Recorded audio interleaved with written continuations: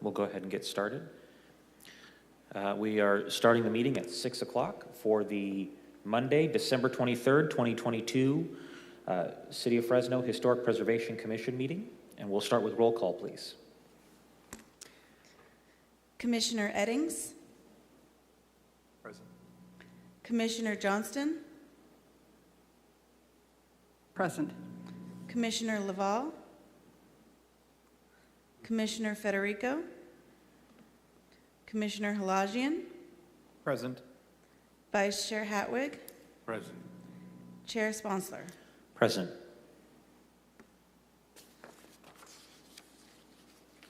All right.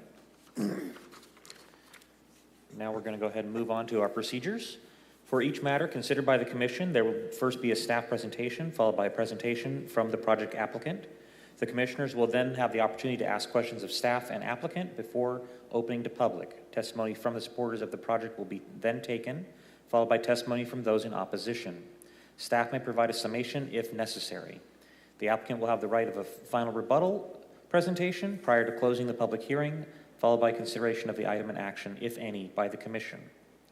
In accordance with Section 13 of Article 2 of the Historic Preservation Commission, bylaws governing length of public debate, all public testimony from those in support and in opposition of the project will be limited to 3 minutes per person. All public testimony must be presented to the Commission at the podium. Any testimony that references race, religion, ethnicity, economic status, national origin, or any other classification protected under state or federal law is in a derogatory manner shall be deemed irrelevant and not be considered by the Commission in making its determinations. If you challenge these matters in court, you may be limited to raising only those that issues you or someone else raised in oral or written testimony or before the close of the hearing.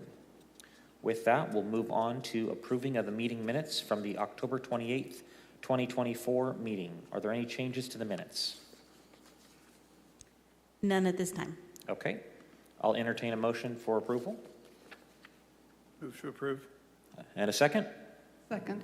All right. All in favor say aye. Aye. Aye. Opposed? Minutes are approved.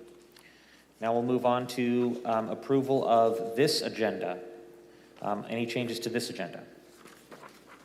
None at this time. All right. I'll take a motion to approve. I so move. And a second? Second. Oh. All in favor say aye. Aye. Aye. Aye. Opposed? Okay. Agenda is approved. So now we're going to move on to consent calendar. So these are items that are routine in nature and are not necessarily needed for discussion. Is there any members of the Commission that want to hear or have a discussion with regards to the calendar for calendar year 2025?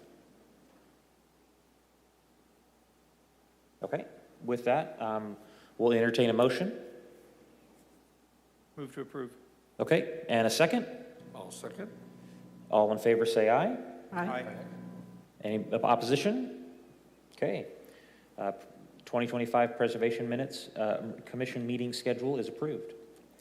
Now we'll move past continued matters, since we have no items there, on to Commission items, starting with item 7A, which is file ID 24-1265, and that's taking the 2025 priorities of survey updates. Good evening, Commission. I'm going to kick this off, and then we're going to hand it over to Assistant Director Atkinson, who is on Zoom, and our historic preservationist, Dr. Chen, to talk a little bit about our plan for 2025. As you recall, the Commission has a number of priority areas that you would like for us to survey, and we had attempted to find grant opportunities and to identify dollars to be able to hire someone to do that.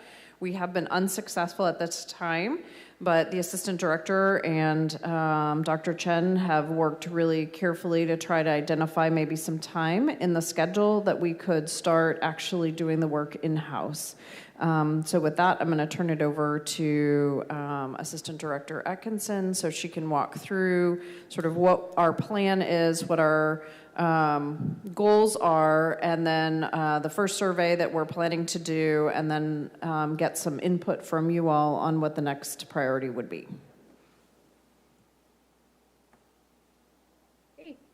Good evening, everyone. Good evening, Chair and Commissioners. Ashley Atkinson, Assistant Director. Can everyone hear me okay? Yes. Okay, great. Jennifer went over the basics of why we are going down this route. Essentially, Leisha and I worked together to explore all of the potential sources of grant funding for what we understood to be, the top priority survey, which was Chinatown, and also looking at other sources or potential sources for other surveys as well. As Jennifer noted, we did not uncover any viable sources of funding except for the grants from the State Historic Preservation Office, which are offered annually and which we do intend to apply for, but those are typically the deadline is in April. And in past years, that deadline has been moved out to June. So we would be, potentially halfway through the calendar year before we could even submit an application. So with that in mind, and with the desire to move forward, even without money in hand to hire a consultant, Leisha and I have discussed ways to complete the goal of doing surveys using staff time. Leisha can't spend all of her time on surveys, but we are able to devote some of her time and have a plan in place to start the refresh of the Chinatown survey beginning in January. As you know, that survey was done previously, and using her expertise, the previously done survey, and just a little bit of time to conduct those site visits and do additional research to cover the time period since the last survey. We think that Leisha will be able to complete that on her own. The goal is to complete that within the first 4 months of the year, potentially have it ready to present to the commission in May. And our intent is also potentially to then apply for additional grant money from the State Historic Preservation Office. It's generally looked favorably upon when grant funds are used to do a phase 2 or to complete a project that a city has already invested in. And we've looked at the recent grant awardees, and there is a heavy emphasis or a seeming interest in funding surveys that cover communities of minority communities, historically disadvantaged communities, that kind of thing. So we think that if we do want to do more, that hopefully we would be a good candidate for a grant in this cycle, having done this work in the first part of the year. So that's our intent for Chinatown. But we think we can also complete a second survey in the second half of the year, and would like to discuss that with you tonight and review the list of priorities that you've established in the past, and given that capacity, see where you would like to focus our efforts. So with that, I think we can take any questions and open it up for discussion. So just out of curiosity, do we have something we could display that shows our list of previous? We do have the list available. I'm not sure if I should try to display it or Janice. Yes, thank you, Janice. I think Janice got it, so thank you. Now, these are the ones that we were working on as proposed districts that we've completed a portion of the report, or the report itself has been completed, but it may be outdated, correct? Yes, that is correct. So you can see on the list here, there are 5 priority areas that the commission has initially discussed. There are a number of other districts that the commission has looked at, but these were the top 5. identified last year. So we wanted to make sure these are still the priority of the commission. The first priority, because of the available funding and the investment that is happening in Chinatown, that was the number one priority of the commission. The last time that survey was completed was in 2006. The second priority, and this was a really good discussion last year. I know Blackstone Avenue and especially the Mid-Century Modernism Historic Context Survey was a really high priority for this commission, but it's very large and a little bit unwieldy. But you can see that there was a survey completed in 2008 and another in 2013. But this was something that the commission was very interested in pursuing. And then the third is our historic warehouse district. This is essentially kind of the south of Van Ness area in our downtown triangle and just south of the 41 freeway. That was completed in 2006. And that was actually, we had a grant to complete that work. The next is the Yosemite Avenue Historic District, also known as the North Park Historic Survey, and that was completed in 2008. And then the Fresno Hitching Post Historic District and Historic Hitching Post Context survey was completed internally by staff when Corona Hattersley-Drayton was our historic preservation specialist. So you can see that they're generally out of date, all of the options that are on the table.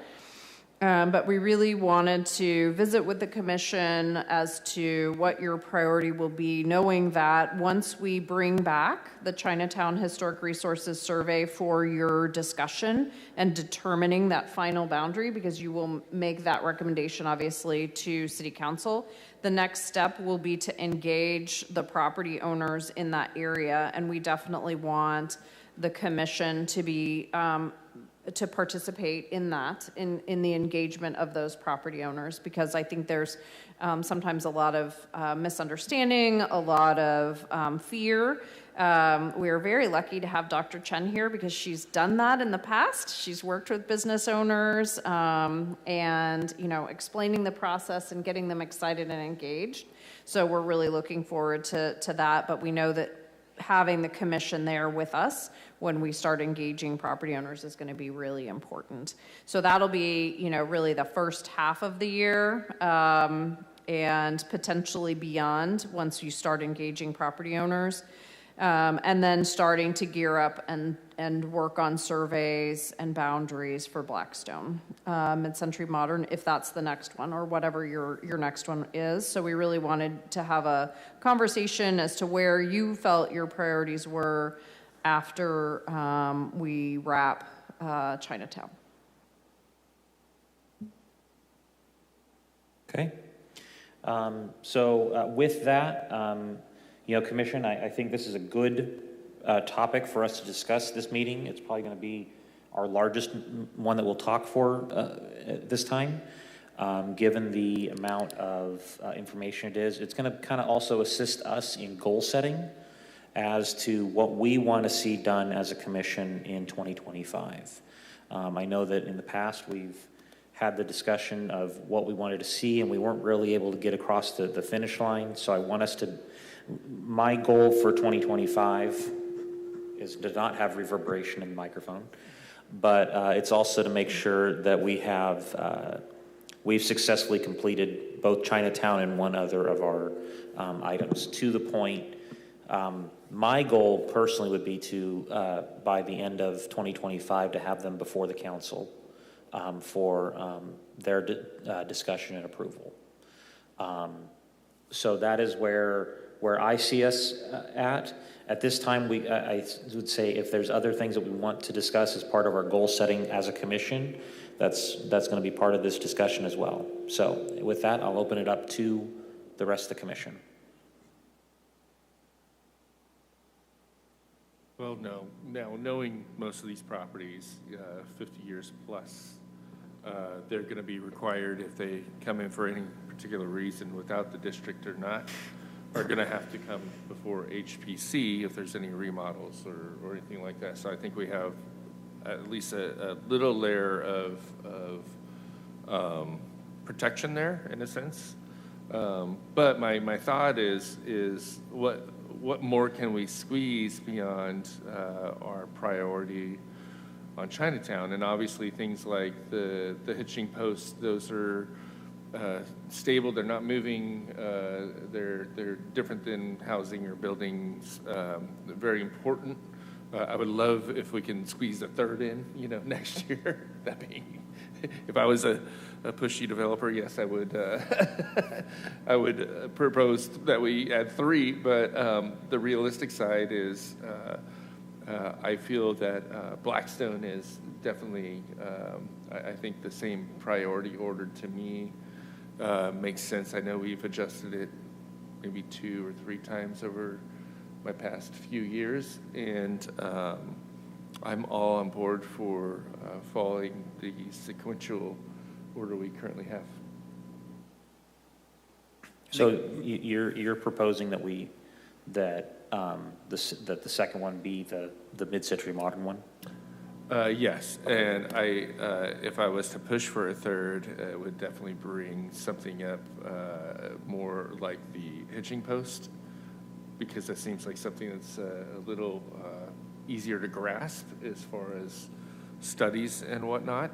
There's a lot of legwork that's been done on that, whereas others need a little more of a start and a finish. So that's just my opinion. So I would echo what Commissioner Hatwig suggested. The thing maybe I'd like to add is, I think of all these districts, there is the potential for some significant development along the Blackstone corridor between what State Center Community College is doing and with other housing developments that I know of, and I'm sure there's others that I don't know of. But the fact that there is development actually happening on Blackstone, I think the sooner we get a really sound, updated survey of what's there, I think that's just going to help those who are developing along that corridor to move sensitively and help us as a commission to be more educated on all these great artifacts that are there. So I support the ordering that Commissioner Hatwig suggested.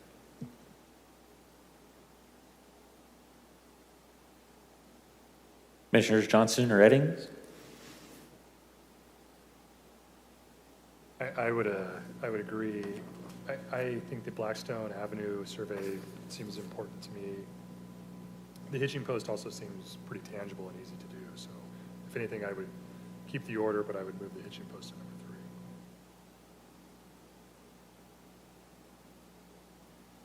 So I think the next questions I have is, what are the needs that you're going to need, Leisha, from us as a commission? Like, how can we assist? Because I think our goal is obviously the staying in the order that we're in, maybe some modification if we were able to get, to a third one.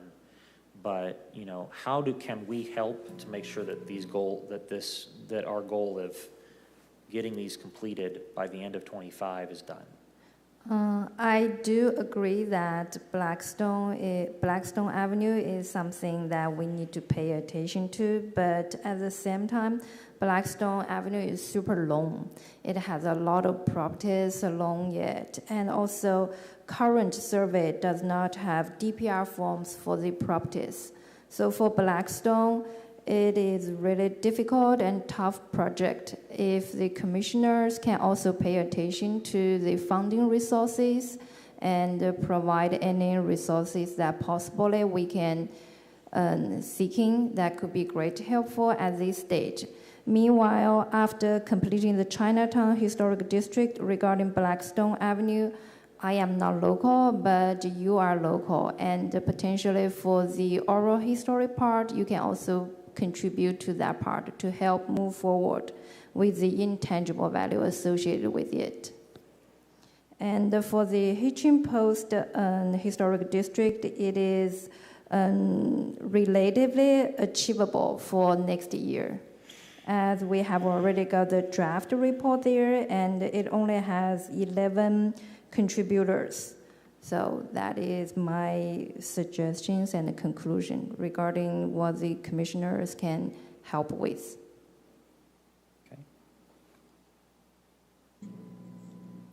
Okay. I would add, Commissioner Halajan, I hear your concerns about the significant investment that's occurring along Blackstone and some of the potential changes. Perhaps as it's really important that this is the number 2 priority. That I believe we do have a subcommittee on. We'll need to reappoint in January, but there is a subcommittee on districts, right? No. Okay, so that would be a recommendation that we have a subcommittee that could help define the boundary of what is the desired area and what are the priority properties within that boundary that we want to start with. As Dr. Chen said, Blackstone could potentially be a year and a half project based on the number of potential properties. So if we can start with your priority area, I'm assuming it's going to be our favorite bank building would be ground zero, and just, expanding from there. But I don't know that for sure. So I think maybe in terms of assistance chair, the best thing to do would be to appoint a subcommittee to start identifying so that when we get to that point, say July 1, we're ready with what that area is going to be. Okay.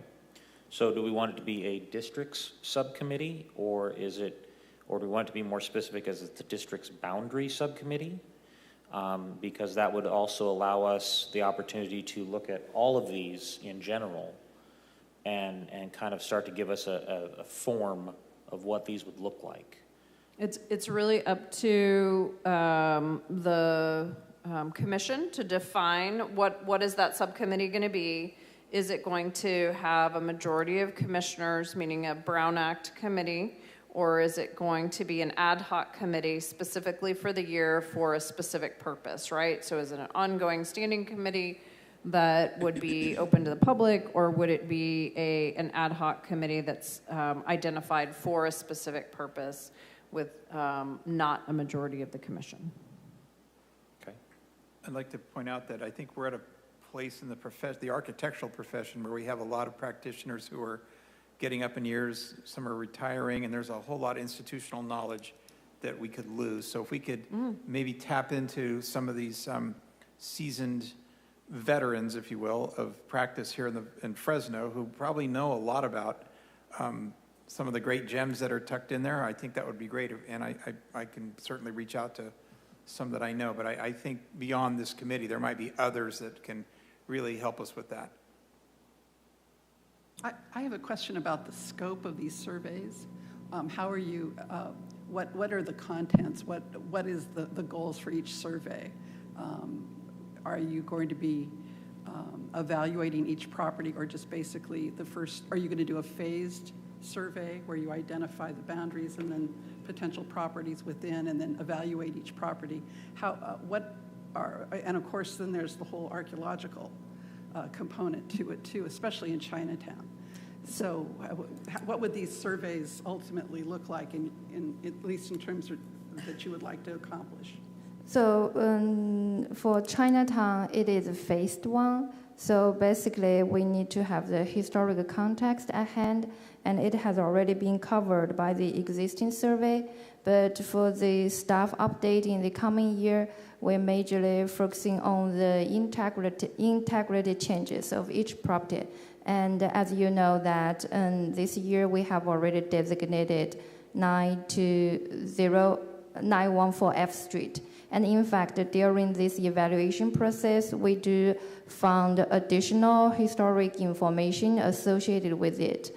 So besides conducting site visit to inspect the integrity level of the properties, we still need to do a lot of historical research to dig in to see whether there's any additional information that was not covered by the previous survey. So basically, we have already identified a historic district boundary based on the previous survey. So our phase one will just focus on this boundary, and if time permits, we will expand the boundary as there's already 18 years passed and more properties will meet the 50 years threshold.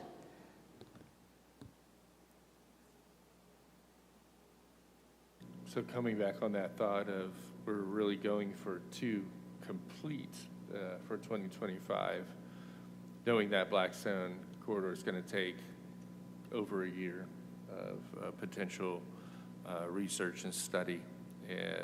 It might be one of those items where, you know, I'm always going to push for 3, right? Can we get 2.5? Can we move the hitching post up there on the second slot because we know that that's going to go through the process a little bit quicker? Well, in the background, we can start the Blackstone corridor process. So, and I understand what you're saying, Vice Chair, with regards to that. I think that the hitching post would probably be more feasible. You know, the advantage of doing the hitching post versus if we're looking at, you know, what's our low-hanging fruit. So we know that Chinatown, we're almost there with regards to that district. So we need a few more steps. We need a little more of the detail, and then we will be there. The next one I would say would be the hitching post. And the reason I say the hitching post over, say, Blackstone Corridor is with Blackstone Corridor, we don't have any current properties that are even registered that would fall into this thematic district that's on Blackstone. Now, when I'm thinking of Blackstone in the terms of mid-century modern, I'm thinking anywhere between Clinton and about Gettysburg. Just because if you think about it, that's where the highest concentration is going to be of your mid-century modern buildings. Anything south of Clinton would have been post-World War II, you know, but before mid-century modern. Anything north of that would have been the 70s, 80s, 90s, and now. So really it's going to be that kind of tighter concentration of buildings there, okay? Which does center our lovely bank that we've talked about before. But we don't have anything in there. The hitching post, on the other hand, a number of the hitching posts that have been identified sit already in front of current properties that are already designated. Yeah, I can think of one of them is in front of, there's a house on L Street. There's a couple of them on L Street that sit right in front of homes that are already there. We have a couple of them in front of the Mukes home, which is already designated. I think this one got destroyed, but you know there was one in front of the Spencer home on San Pablo. That one is a home that is already designated. So we have a little bit. It's a little bit easier for us to not only get information on what we need to build out that thematic district, but at the same time we also have people that are already on those properties that are already historically designated that we will most likely be able to work with to get approvals to build that thematic district out.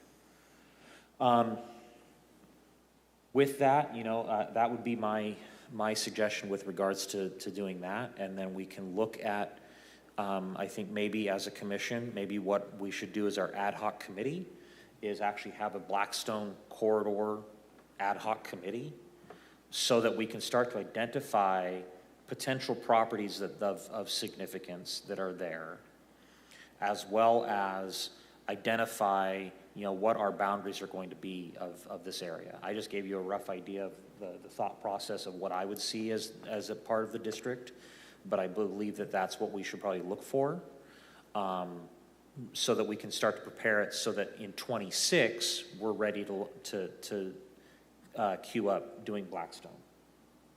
Is there any thought process on that? Okay. Okay. So I think that's what we're looking at is we're going to do Chinatown and the hitching post first, and then in 26 we'll bring back Blackstone Corridor. I think the other properties that we do have along Blackstone that do qualify, like we said, most of those are not necessarily being touched at the moment, especially within that corridor. We're far enough north on Blackstone that it's not going to be affected by the undergrounding of the BNSF, and we're far enough south of Blackstone, we're not being hampered too much by new development currently. We're in a corridor that's in stasis right now in that area. So that would be the idea of that. Any other comments?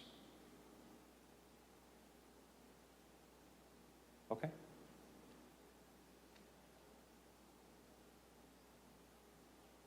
Yeah, I think we're going to have to look at that as a motion to reprioritize our listing. So the motion that we're looking at is essentially moving number 5 to number 2 and bringing all the other ones down, unless there's any other discussion about the other 2 that were on there, which was North Park or the Yosemite Avenue one, and our other. I had the list and disappeared. What do we have? Chair, what we And can, the warehouse district.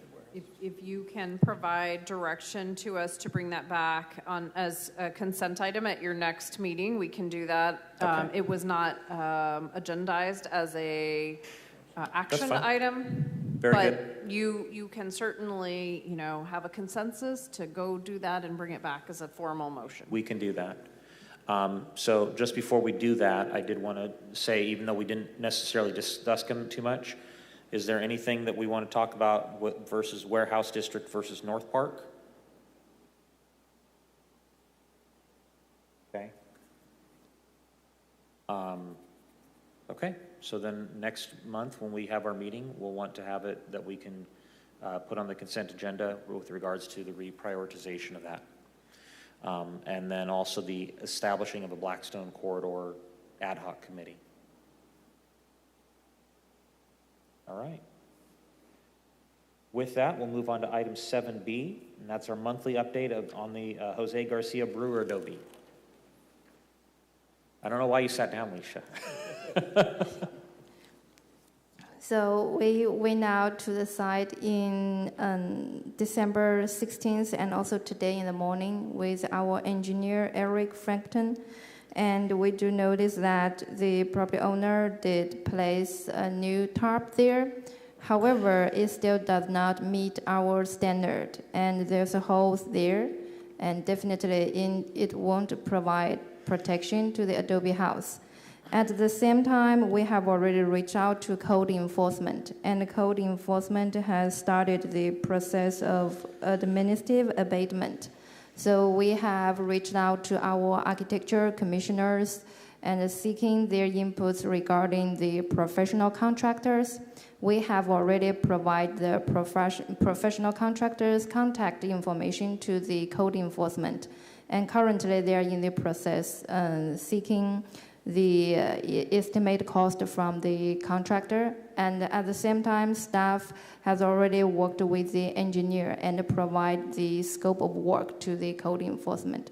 And hopefully we can help back from them regarding the temporary protection.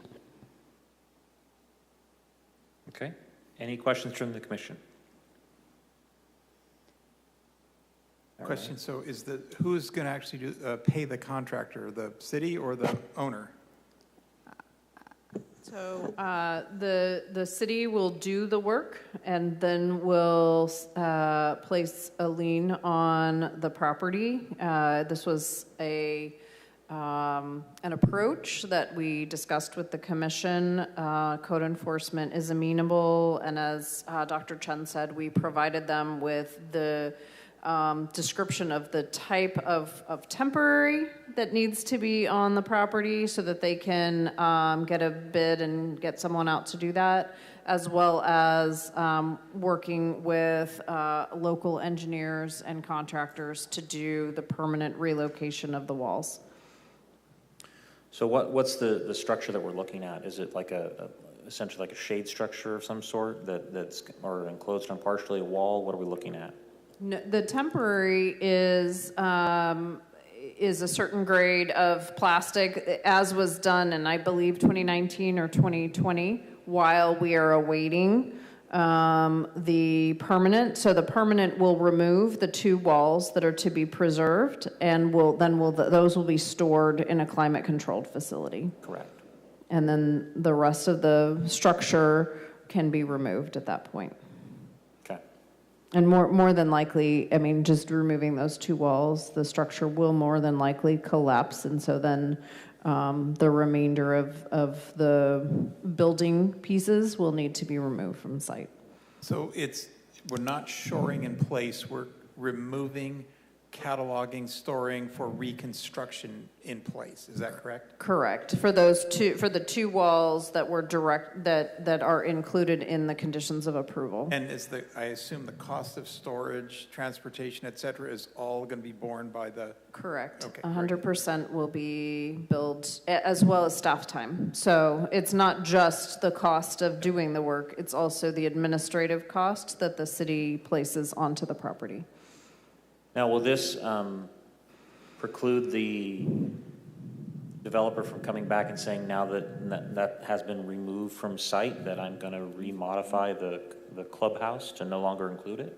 So any property owner, any developer can apply to modify their conditions of approval, but it goes through the same process, right? So it would have to come back to this body for approval before that could move forward.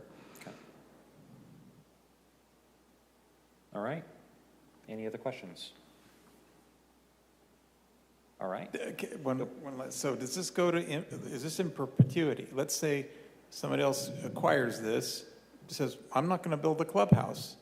I'm never going to build the clubhouse. What happens then? Does the bill keep adding up for storage of that material?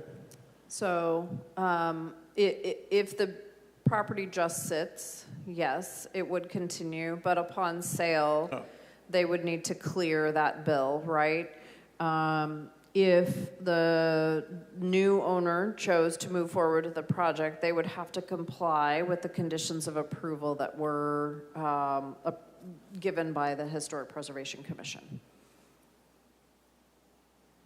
This sounds to me, I'm kind of concerned that we're talking about removing the walls at this point.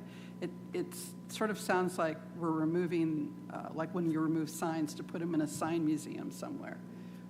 We're taking walls and putting in a wall storage. How did we decide not to protect them on site, to stabilize them on site?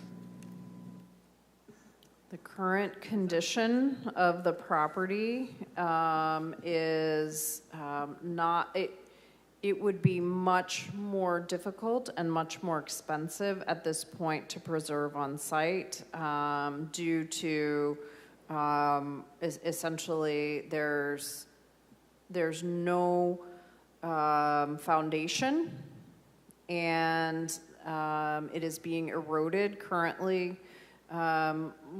You know, if we can't get these walls preserved quickly, the entire structure is going to fail. We're not at a point where it can feasibly be protected on site in totality.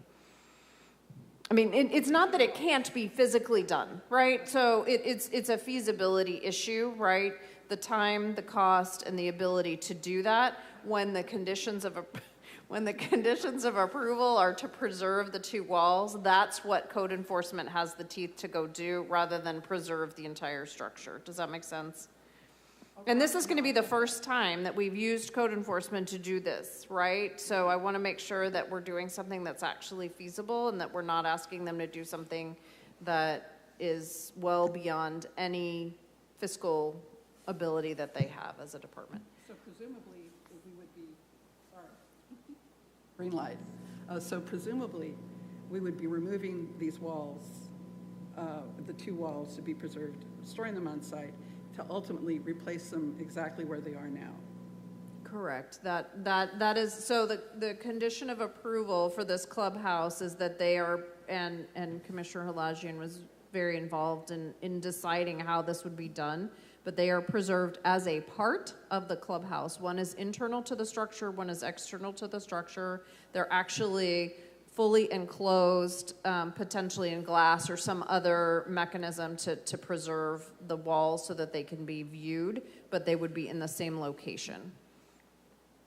Go ahead. I might suggest, since we are taking a slightly different approach to this mitigation measure, I might suggest that if at all possible, we salvage as much of the brick as possible, not just the two walls, because by the time we disassemble it, store it, bring it back, we could lose some percentage of the block. So I would suggest we salvage as much as feasibly possible beyond the two walls, not with the intention that we're going to build more than the two walls, but that in the event we need more brick, we have it. Sure, absolutely, replacement parts. Certainly, we can work with code enforcement on that scope of work. So, and I want to make sure that we're not necessarily, because we are working with code enforcement on this, and I know it's been a very difficult task. I just want to make sure that we're not necessarily trying to set a precedent that if we have somebody come before this body that says, you know, I want to build something new, you guys can just have code enforcement haul it off, that we don't do that. Because when you mentioned the signs there, Commissioner Johnston, that reminded me, you know, we've had a number of people come before this body asking for, you know, the sign to be, you know, allowed to be donated to the Fresno County Historical Museum and things like that. And the question, you know, that came to my mind is making sure that we don't necessarily, that we know this is a one-off, and not something where we have a situation coming in that somebody comes in and says, hey, you know, I've got historic property on this piece of land I bought. You guys can just move it because I want to build something else here. Yeah, this is a very unique situation. I don't think that we're setting a precedent because the retention of the two walls was part of a planning entitlement and a condition of approval. So it's a little different from just, it's a designated property that's required to be maintained by, per FMC. This is a little different in that case. Okay.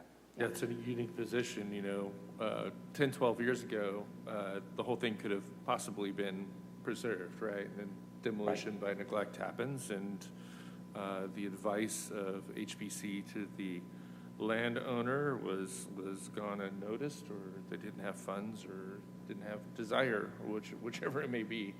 So the compromise, you know, even quite a few years ago, was to just salvage two of the walls because we couldn't let go of the resource completely. That would have been a terrible idea. So now we have to kind of come back and do what's best again, you know. And I think the longer it sits out there, the more the resource just keeps diminishing and eroding, and eventually it's going to be gone if we don't kind of do something, right? And what's been done over the past dozen years has been absolutely nothing. And that's not a city issue. That is definitely an owner issue. But unfortunately, you know, we're here. Yeah, I agree. I think that's where we are with it, and I do think that maybe, and I know item A was really about the surveys, but I think maybe one of our goals for 25 as well is to look at, you know, how do we go about possibly having demolition by neglect? Because we have other properties that are not nearly in this state, but we have properties that are being neglected, that are on the registry that need to be taken care of. So I think we need to look at how do we pursue an arm of having that demolition by neglect in 25.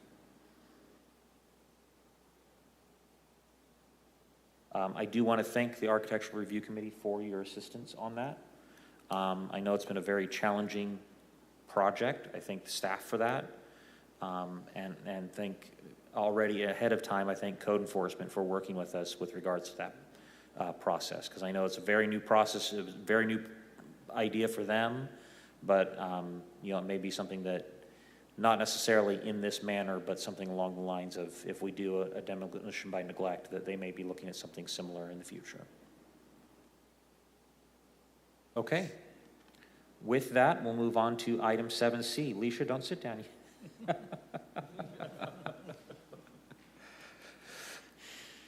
So we have staff updates, and then our committees. So in October, we received 4 planning entitlements, and we complete the 4. And we received the building permit, and we complete 10. And for 106 rehabilitation project, we received 6, and we complete 6. And in November, we received 4 planning entitlements, and we complete 4. And we received 4 building permit and complete 4. We received 2 106 rehabilitation project review, we complete 2. And in December, we received 7 planning entitlements, and they are all completed. And 3 building permits, and 3 are completed. And 6 106 rehabilitation projects, 6 were completed. And in the past 3 months, we have 2 property owners who applied for the mitigation program, completed their project, and the city currently are in the process issuing the reimbursement to them. Very good. Okay, moving on to proposed historic districts. So do we need to cover this again, I think? Okay. So scratch number 2. We'll move on to number 3. So Architectural Review Subcommittee. Any updates?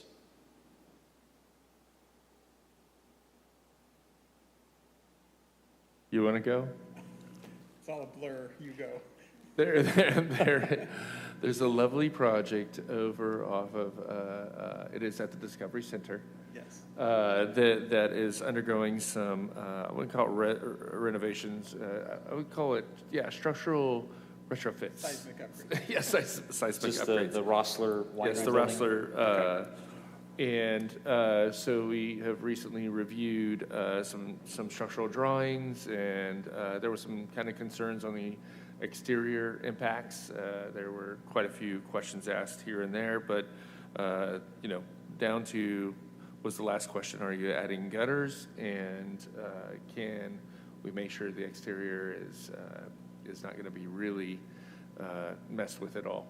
So it was really kind of what we're pushing for is the interior support and the skeleton inside that's going to help reinforce and make this thing stand for another 100 years. So anything to add?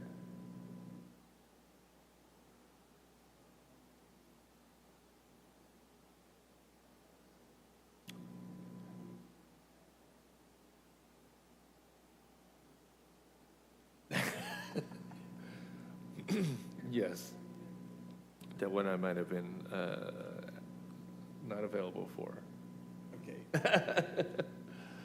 But yeah, that was, there were 2 items, but the Rossler was the priority, because we've met with them before. Yeah. The balustrade on the porch, that's right.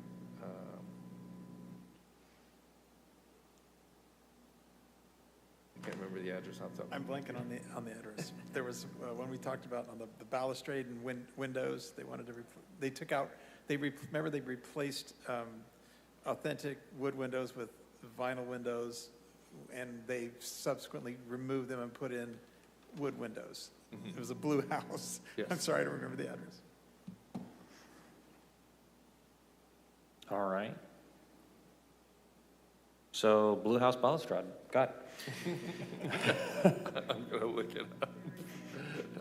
All right, so we'll move on to the Plaque Design Committee. So we did have a meeting actually on the 31st of October with regards to talking with our Mr. Varela and Mr. Paul Garcia with regards to the farm workers plaque information. So what they're, I believe, running into, if I remember correctly, that project, they're in the process of trying to secure funding with regards to that. There's also they're running into some issues with regards to where the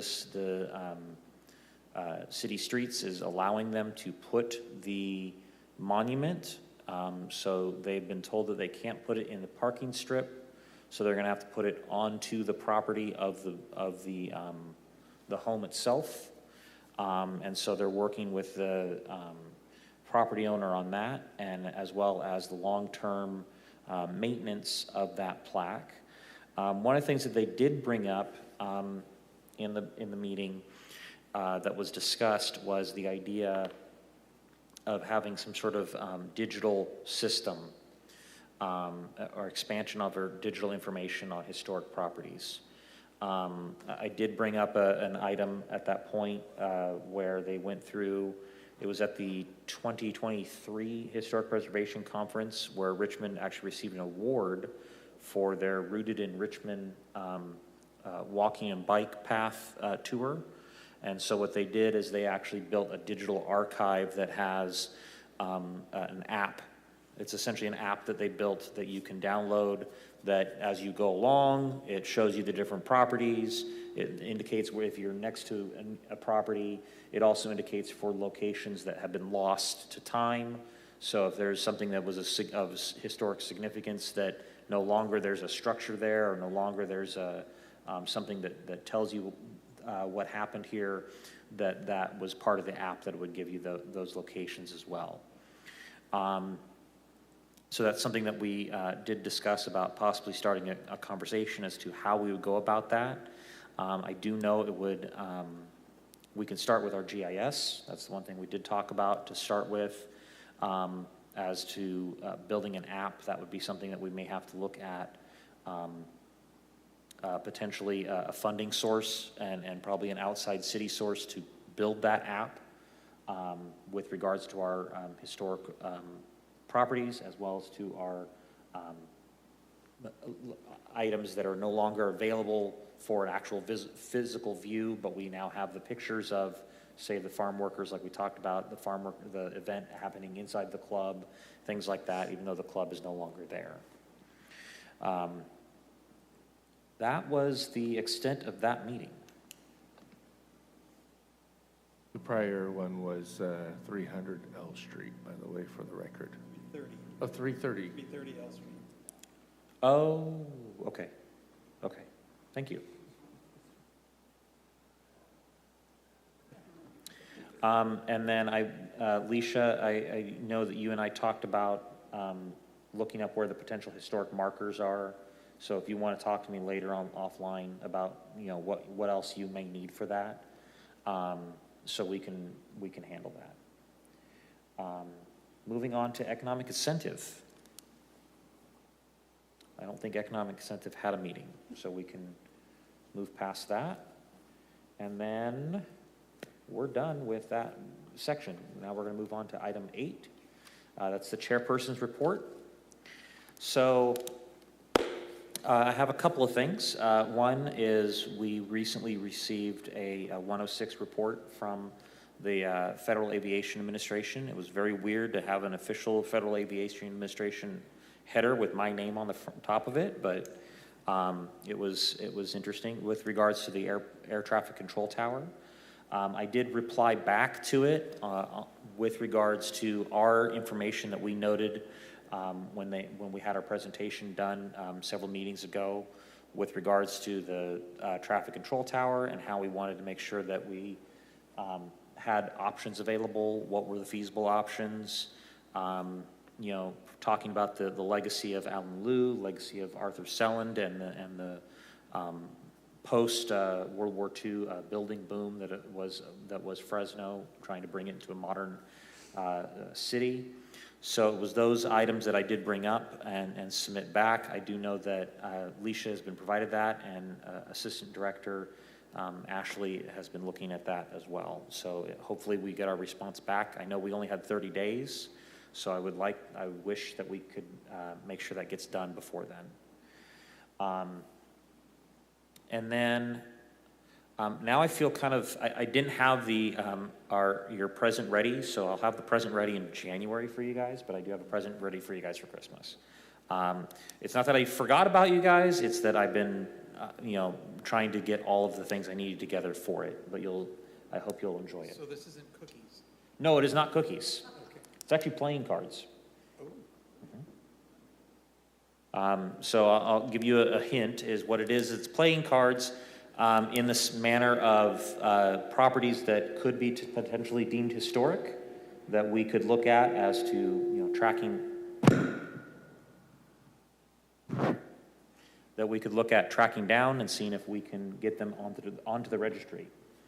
So it's kind of a hunting for them, you know, who we can find and who may be able to register on into our registry. That's all I have.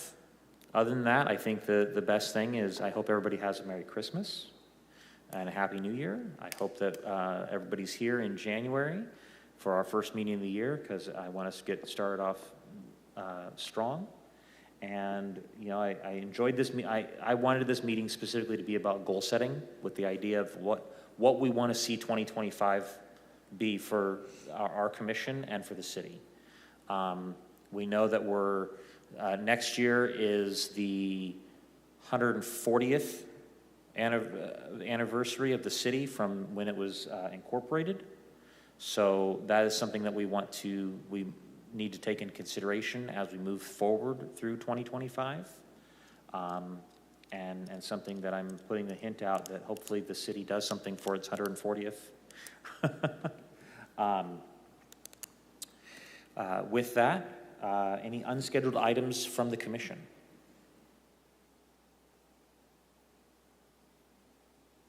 Okay. Any unscheduled items from the staff? Okay. General public, I will open it up to the public. And seeing none, we'll go ahead and close it from the public.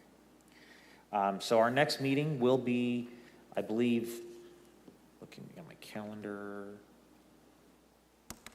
is going to be January 27th. So that, just keep that in mind. January 27th, 2025 is our next meeting. With that, we can make a motion to adjourn. Ryan, you want to start off? I'll do it. Motion to adjourn the meeting? All right, and a second? Second. All right. All in favor, say aye. Aye. Meeting is adjourned. Thank you. All right, good job.